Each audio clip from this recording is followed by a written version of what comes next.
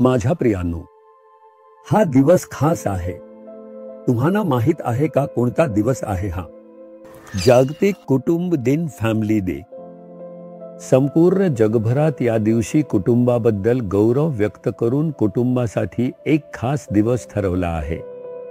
कुटुंब किती महत्वाचे आहे हे लक्षात ठेवा. परमेश्वरानेच त्याची स्थापना केली. उत्पत्तीच्या पहिल्या 2 अध्यायांमध्ये पाहिले तर आपल्याला निर्माण केलेल्या देवाने कुटुंब जीवनाची स्थापना केली आहे. पती पत्नीला परमेश्वराने आशीर्वाद दिला असे आपण बायबलमध्ये पाहतो. म्हणून कुटुंबात शांतता, समाधान आणि आशीर्वाद असावेत हेच परमेश्वराची इच्छा आहे. आता एक कुटुंब म्हटले की पती पत्नी, आई वडील, मुले, सासू सून, आजोबा आजी अशा अनेक नात्यांनी मिळूनच एक कुटुंब तयार होते. काही कुटुंबांमध्ये सगळे एकत्र राहतात. काही कुटुंबांमध्ये पती पत्नी नोकरीच्या कारणाने वेगवेगळ्या ठिकाणी राहतात.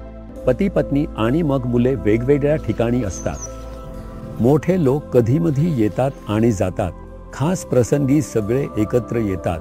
ही सगळी घडणारी गोष्टी आहेत. काही कुटुंबांमध्ये सासू सासरे, दीर यांच्यासोबत राहावे लागते. अशा प्रकारे वेगवेगळ्या परिस्थितीनुसार कुटुंबाची व्यवस्था ठरते. पर कसेही असले तरी कुटुंबात शांतता आणि आनंद असावा, कुटुंब सुखी असावे हीच इच्छा असते. मला छान कुटुंब मिळाले असे काही जण सांगतात आणि खूप आनंदी होतात. हेच मोठे आशीर्वाद आहे. म्हणून तुम्ही कुटुंबात आनंदी राहायचे असेल तर आपल्या आजूबाजूचे लोक चांगले आहेत का एवढे पाहिले की झाले असे नाही. मी स्वतः कसा आहे हे आपल्याला विचारायला हवे. आता जर संपूर्ण कुटुंब तारण पावलेले आणि परमेश्वरात असले तर ते कुटुंब आशीर्वादित आणि आनंदी कुटुंब होऊ शकते. कारण प्रेषितांची कृत्ये 16:31 मध्ये प्रभू येशू ख्रिस्तावर विश्वास ठेव म्हणजे तुझे व तुझ्या घराण्याचे तारण होईल. संपूर्ण कुटुंब तारण पावून आनंदी राहील असे प्रभू वचन देतो. तुमच्या कुटुंबात आनंद आहे का? मग कुटुंबात पतीला एक जबाबदारी आहे, पत्नीला एक हमी आहे. पालक, मुले, सासू, सून सर्वांनाच एक जबाबदारी आहे. प्रत्येकाने बायबलच्या वचनानुसार जगायला आपली संमती दिली तरच संपूर्ण कुटुंबात आनंद राहील. इथे वर आनंदी दिसावे म्हणून आपण कुटुंब केले आहे का असे वाटते. बायबलात लिहिले आहे, पत्नी तुमच्या पतीचे अधीन असा. बायबल असे सांगत नाही की पत्नी पतीचे ऐकत नसेल तर कितीही प्रार्थना केली, कितीही दान दिले तरी या घरात आनंद आणि शांती येणार नाही. तसेच पतींनो आपल्या पत्नीवर प्रीती करा, त्याच्या बरोबर कठोरपणे वागू नका असे प्रभूने सांगितले आहे. एक पतीच पत्नीवर प्रेम करत नसेल, दारू पिऊन तिला मारत असेल तर अशा कुटुंबात तुम्हाला वाटते का शांती असू शकते? म्हणूनच सगळ्यांनी तारण मिळवायला हवे. सगळ्यांनी प्रभूची मुले व्हायला हवीत घरात. मग पालक आणि मुले, मुलांनी पालकांचे ऐकायला हवे. मुलांनी पालकांचे ऐकणे गरजेचे आहे. जर त्यांनी ऐकले नाही, उलटे उत्तर दिले आणि रागाने तोंड वाकडे करून गेले तर कुटुंबात शांतता राहणार नाही. पालकांनी मुलांना रागवू नये. मुलांना काही गोष्ट आवडत नसेल तर ती सोडून द्या. सारखी तीच गोष्ट सांगून का मुलांना चीड आणता असे प्रभू म्हणतो. जर तुम्हाला या गोष्टी पाळायच्या असतील तर सासू असाल तर सुनेवर मुलीसारखे प्रेम केले पाहिजे. अशा प्रकारचे एक उदाहरण बायबलमध्ये आहे. रूथच्या पुस्तकात नाओमी नावाच्या सासूने आपल्या सूनवर मुलीसारखे प्रेम केले. तिला मुलगीच म्हणायची. त्याचप्रमाणे सूनबाईनेही सासूवर आईसारखे प्रेम केले.